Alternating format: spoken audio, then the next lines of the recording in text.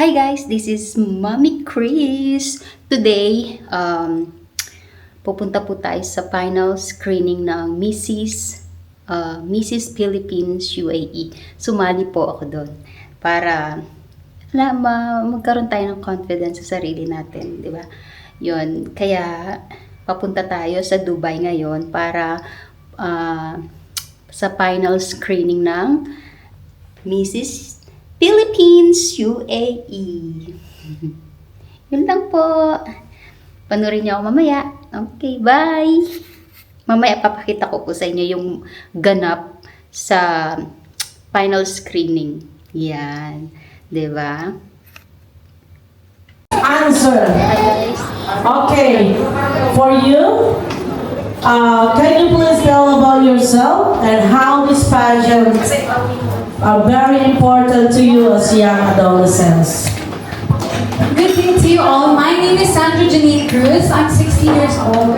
And I'm here today because I actually want to prove to myself and to all my family that I can speak in front of a panel.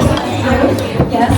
And I've always dreamed of joining pageants since I was a child. But I never really got the opportunity to. So now that I'm here, I'm very grateful. And I want to use this title if ever I can win, and to show that young women can do anything they want to, even though they're just starting from small beginnings. My friend bring home the crown na. Wow, thank you so Ayaw much! makapagkita. Ito na ang ating mga prepare for Miss Universe. So, alright guys, this is your training platform. And good luck because you are pre-official candidates of Miss Teen Universe that compete on international pageant on August 13 for Miss Teen Universe. Okay? So, once again, we will call on our supported parents to be on our stage so everyone can see who's our lovely parents for our future Miss Universe. Okay, parents of Alicia. In-announce.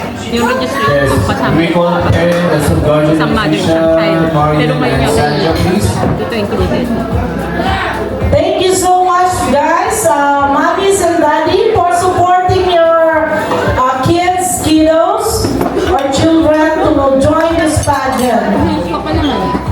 Yeah, si Maganda. Sobrang saya nung journey ko sa Mrs. Earth. It's an international pageant. Kasi doon, talagang, kasi di ba kasi ginawa yun sa Pinas. Sa Pilipinas, very popular kasi kapag ibang lahi yung tsura mo, di ba? Eh ako, Pilipino ako, pero nire-represent ko UAE.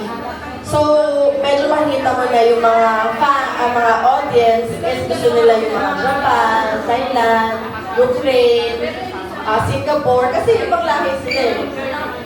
So, doon pa lang, kailangan yung confidence mo na hindi ka mahihina na shucks, ayaw na parang hindi na lang ako masyadong bet kasi pinay na pinay yung looks ko. Pero syempre, kailangan mong ilaban siya, kailangan mo siyang i-stand out. So, dahil doon, nauwi natin ang corona na elemental Queen of Water. So, ang nanalo sa akin kasi talaga grand winner India. India yung pinaka. Kasi yung 10 days na journey, hindi lang siya nagka-compete kayo for each other. Parang dito, kami, kahit magkakalaban kami, nakabuo kami ng friendship, kahit sa preliminary pa lang namin, di ba? Kahit sa preliminary namin, nag-break kami together, na binuboost namin yung isa't isa sa closer advocacy namin. Kung iba nga, parang pag sa exam, anong tanong? Yung iba, di ba sasabihin, hindi ko alam eh. Di ba? Kasi syempre magkakaroon ng idea yung next, what if, yun din tanong sa kanya, eh di mas maganda rin sa kanya. Sa amin hindi. Sinasabi namin, ano yung tanong, it's about you, all about you. sisterhood. Hindi siya yung competition talaga na kailangan ako yung ahead, kailangan ako lang yung maganda, kailangan ako lang yung magaling. Hindi siya gano'n, no? Masaya, masaya yung journey. And meron din kayong mga trainings tulad namin, masterclass kami for hair and makeup para kaya namin ang sarili namin. Pasarela training and ano yung Miss Misty?